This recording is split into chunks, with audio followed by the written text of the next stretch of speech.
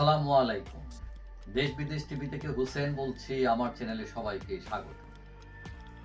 আওয়ামী লীগ তার এই দীর্ঘ ৭৫ বছরের রাজনীতিতে সবচেয়ে কঠিন সময় পার করছে এখন।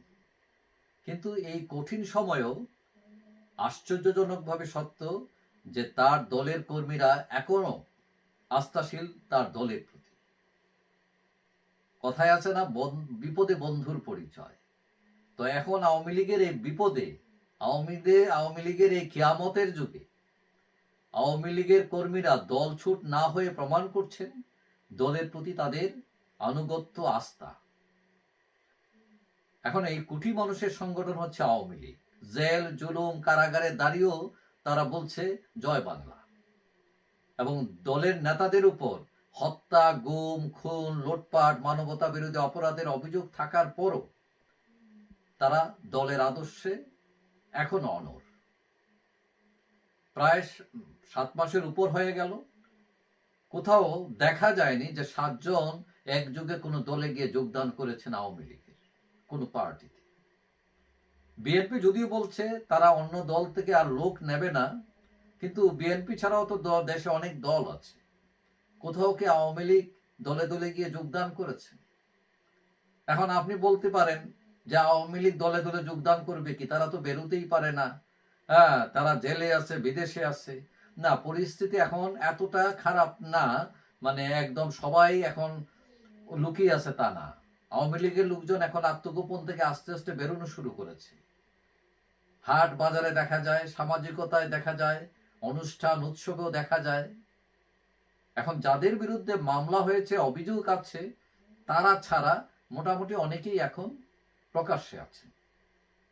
এখন বাংলাদেশের রাজনীতিতে যখনই যে দল বিপদে পড়েছে, সেই সুযোগ নিয়েছে অন্য দলগুলো, এবং বিপদগ্রস্ত দল ভেঙ্গে টুকরো টুকরো হয়েছে অনেক সময়।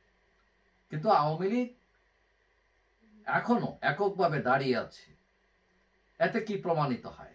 দলের কর্মীদের মনোভাব প্রবল, মানে পরাজয়ে ডরে না বীর।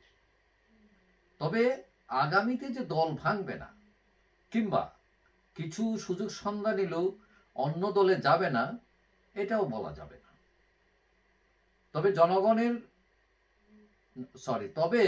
গণহারে অতীতে অন্যান্য দল থেকে পালানোর যে সংস্কৃতি আমাদের দেশে ছিল, আওয়ামী লীগ মোটামুটি সেখানে ব্যতিক্রম।